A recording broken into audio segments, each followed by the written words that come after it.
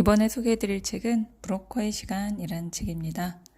이 책은 한국 안데르센상 대상을 수상한 작품이라고 하는데요. 그 수상평이 한국 동화에서 보기 어려운 독창적인 소재를 놀라운 솜씨로 그려냈다라는 평을 받고 있습니다. 그러면 이 내용이 어떤 내용인지 한번 들어가 볼까요? 이 책은 기억을 사고 판다는 독특한 설정과 작품 전체의 으스스한 분위기, 그리고 독특한 캐릭터들이 등장을 하는 책입니다. 책 작가분은 서연아 작가님께서 글을 쓰시고 류한창 작가님이 그림을 그리셨고요. 그리고 바람의 아이들에서 나왔어요. 2016년 작품이에요. 대략적인 내용을 살펴보면 제일마트 집에 형제인 노홍이와 주홍이가 있는데요. 그 근처에 브로커 사무실에서 일하는 말더듬이 아저씨가 항상 궁금합니다. 그런데 이 아저씨의 책상 서랍에서 둘이 우연히 손가락 모양의 열쇠를 발견을 하게 되고요. 그리고 아저씨가 지하 인간들에게 지상 인간들의 기억을 사고 판다는 사실을 알게 됩니다. 그리고 나서 여러 가지 사건을 겪게 돼요. 일단 그 책의 분위기나 설정 자체가 이 표지를 보시면 알겠지만 굉장히 독특하고요. 그리고 으스스한 분위기 때문에 학생들의 그 호불호가 좀 갈렸어요. 이 책은 먼저 읽기 전 활동으로 특히 표지를 보면서 브로커가 무엇인지 어떤 일들을 하는지 이야기를 나눠봤어요. 일단 중개인이라고 우리나라 말로는 번역을 할 수 있는데 도대체 무엇을 중개하는 걸까? 그 다음에 앞표지뿐만이 아니라 이 책은 꼭 뒷표지도 같이 보시면 좋겠어요. 이렇게 펼쳐서, 앞뒤를 펼쳐서 보시면 좋고요. 그 다음 차례를 보고서 전체적인 이야기의 흐름을 상상해 보는 것도 좋습니다. 그리고 나서 읽어보면서 인물 관계도를 작성을 하게 해주면 됩니다. 자, 그리고 이 책은 흥미를 돋우기 위해서 아이들에게 먼저 챕터 1, 1장을 한 페이지씩 각자 소리내서 읽게 하고 다음 페이지가 궁금해질만 할 때 딱 중단하게 했습니다. 즉, 이 노홍이하고 주홍이가 그 브로커 아저씨의 사무실에 몰래 들어가서 이제 서랍을 열었는데 그 서랍에서 손가락을 발견하는 장면이 딱 챕터 1에서 끝나게 돼요. 그래서 거기에서 딱 멈추고 이제 그 뒷부분을 읽어오게 했어요. 인물관계도와 책을 배부를 하고요.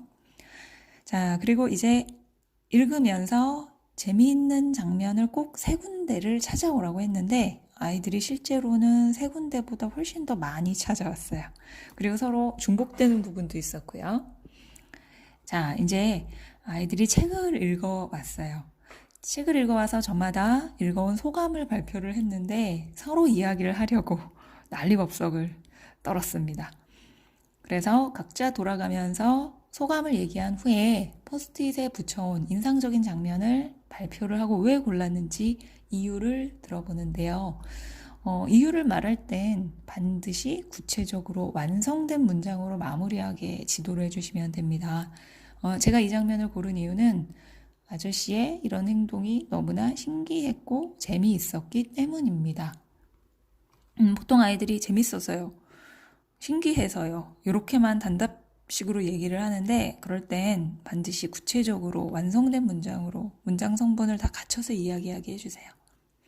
자, 그 다음에는 인물 관계도 작성을 해온 것을 서로 비교 대조하고 그리고 혹시 내가 빠뜨린 인물은 없는지 보충을 하게 했어요. 자, 그리고 사건을 정리하고 줄거리를 요약을 하는데요.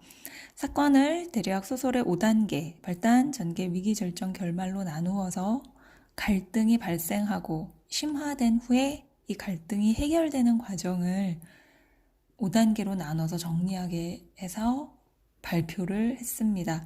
팀 구성마다 굉장히 능숙한 팀이라면 이 5단계를 각자 모두 다 해보게 하고요.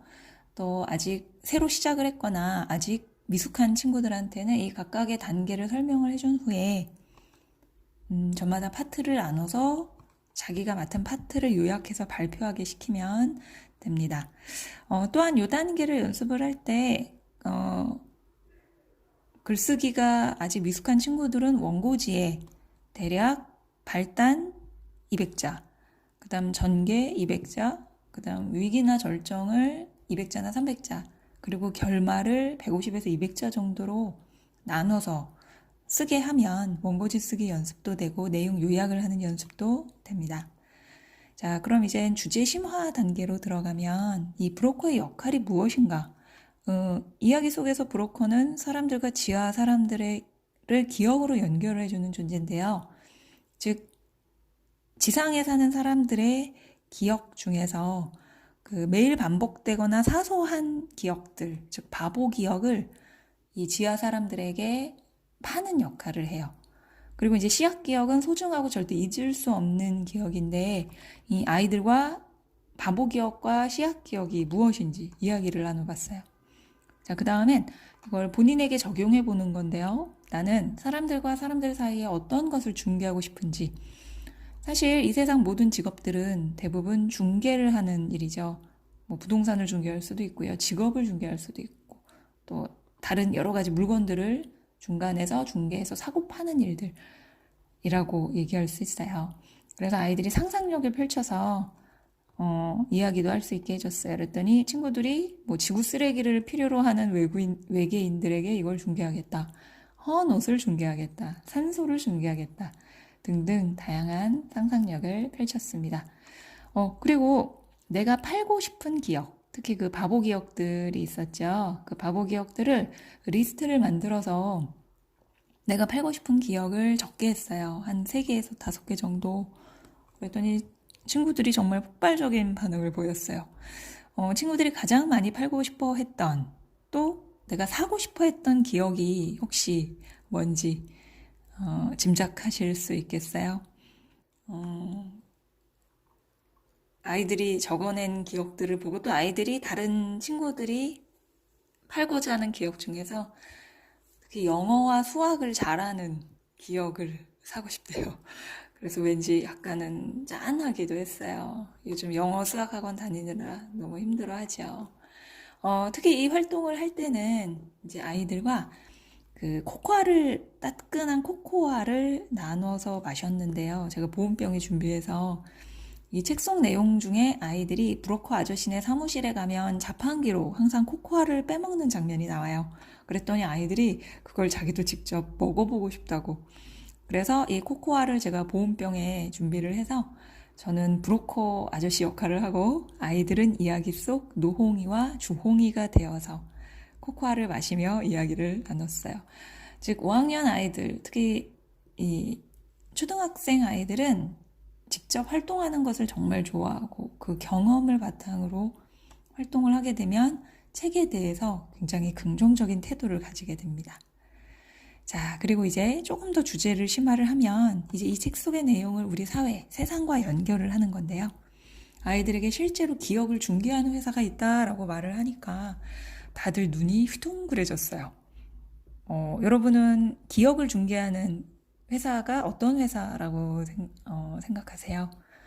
즉, 기억과 정보, 수많은 이미지를 저장해서 중개하고 파는 회사. 우리가 늘 만나는 인터넷상에서 만나는 회사들이죠. 바로 구글, 네이버, 다음, 카카오 이런 기업들이 아닐까요? 그랬더니 아이들이 저마다 고개를 끄덕끄덕 했어요. 앞으로는 이런 서비스를 중개하는 회사가, 즉 데이터를 다루는 회사들이 더욱더 성장을 하고 그리고 4차 산업혁명에서도 이런 서비스를 제공해야만 회사든 개인이든 성장할 수 있겠죠. 자, 그런 점에서 이 이야기 책은 굉장히 중요한 의미를 담고 있는 것 같았어요. 그리고 또한 중개할 때 반드시 지켜야 할 원칙이 있는데요. 이 책 속 브로커 아저씨도 나름대로 원칙이 있었어요. 브로커 수칙이 있었는데요. 그럼 학생들이 내가 앞으로 어떤 것을 중개를 할 때 나만의 원칙은 어떤 것이 있을까 또 생각해 볼 수 있었어요. 그리고 또 앞에서 얘기했던 그 회사들은 구글이나 다음, 네이버, 카카오 같은 회사들은 어떤 원칙을 지켜야 할까요? 일단 공통적으로 아이들과 나눈 이야기들은 그 정보를, 기억을 양쪽에게 중계를 할 때 양쪽 모두에게 공정해야 하고, 그리고 또 비밀은 반드시 지켜줘야 한다라는 이야기가 나왔어요. 즉 개인정보 보호가 중요해진 시대가 됐죠. 자, 이렇게 충분히 이야기를 나누고 나서 또 빼놓을 수 없는 활동, 간단한 역할극을 진행을 했어요. 그리고 책 읽은 소감문을 한 200에서 300자 정도로 쓰고 발표를 했는데, 반드시 이 소감문을 쓸 땐 솔직하게 작성을 하게 했습니다. 어떤 친구들은 이 책이 조금 무섭고 그 책을 읽다 보면 책 내용 속에 약간 무서운 장면이 나온다고 하고, 또 어떤 친구들은 처음에는 무서웠는데 수업을 하고 나니까 이제 무섭지 않고 재미있었다. 또 어떤 친구들은 굉장히 재미있었다라고 해요. 그런데 이 책에 대한 감상은 반드시 솔직하게 적게 해야 돼요. 선생님의 눈치를 보거나 친구들이 재밌다고 하니까 나도 생각과는 다른데 내 생각과는 다른 글을 쓰게 되면 친구들이 글을 오히려 솔직하지 못한 글을 쓰게 되더라고요. 그리고 또 새로운 관점에서 다른 친구가 이 책을 어떻게 바라봤는지 이야기를 듣는 것도 굉장히 중요합니다. 자, 그런 점에서 이 브로커의 시간, 색다른 관점과 생각으로, 또 앞으로 어떻게 보면 4차 산업혁명에 있어서 정보와 데이터가 중요한 시대에 기억이라는 그 새로운 접근으로 아이들과 재밌게 읽을 수 있는 또 생각거리가 많은 책입니다. 이 책을 읽고 친구들과 기억에 대해서 그리고 정보에 대해서 한번 이야기를 나눠보실 수 있는 시간이 될 것 같아요. 자, 브로커의 시간 추천합니다. 자, 내용이 좋았다면 좋아요와 구독 꼭 눌러주세요. 감사합니다.